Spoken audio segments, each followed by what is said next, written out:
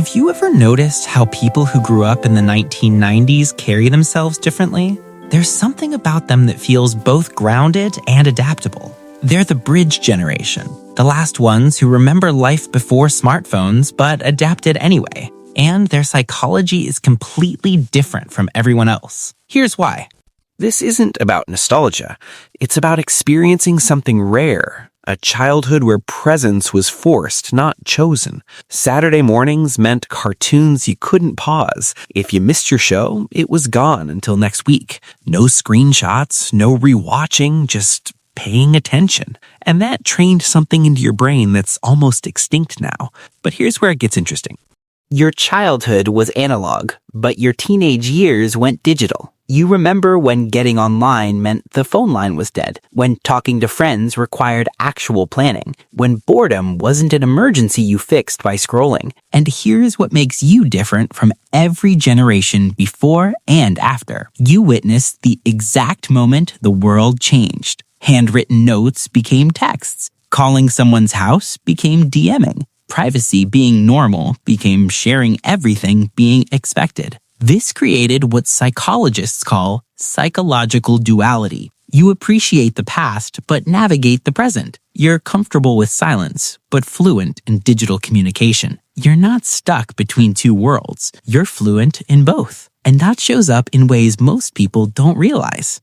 People from the 90s developed something neuroscience calls delayed gratification mastery. You waited weeks for movies to hit video stores, saved from months to buy one CD, figured out how to record songs off the radio without the DJ ruining them. And waiting didn't just build patience. It rewired how your brain processes reward. That's why you approach goals differently than younger generations. You understand that good things take time, that anticipation makes rewards sweeter, that instant gratification feels hollow. But here's the problem. The world doesn't reward patience anymore, and that creates a tension you feel but rarely name. You learned resilience through tiny daily challenges that don't exist anymore.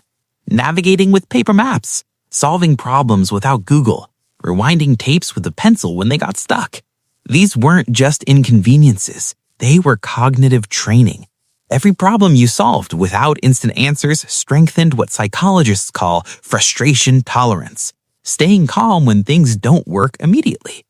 That's why you don't panic when technology fails, why you can improvise, why you figure things out. But it also made independence your default. And sometimes that makes asking for help feel like failing. When technology entered your life, it wasn't personal yet. You logged on, used it, logged off. Your identity, your friendships, your mistakes, your awkward phases, all formed offline first. And that's why social media feels different to you. You use it, but you're not consumed by it. It feels intrusive, even when you're good at it. Online attention feels optional, not essential. Digital burnout doesn't just tire you, it feels like something's being erased. Because your sense of self was built in private, and privacy isn't a preference for you, it's foundational. But this creates something most people don't talk about. This is the aha moment. You're what I call a transitional human.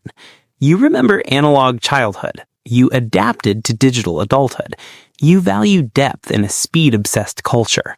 You protect privacy in an oversharing world. You're not digital native or digital immigrant. You're the bridge. And maybe that's why conversations with you feel different.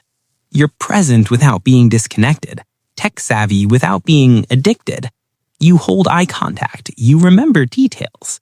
Not because you're superior, but because your baseline was set differently. And that comes with both gifts and weight. If you grew up in the 90s, you probably carry a quiet pressure you can't fully name. Not panic, not despair, just this low hum of, I adapted.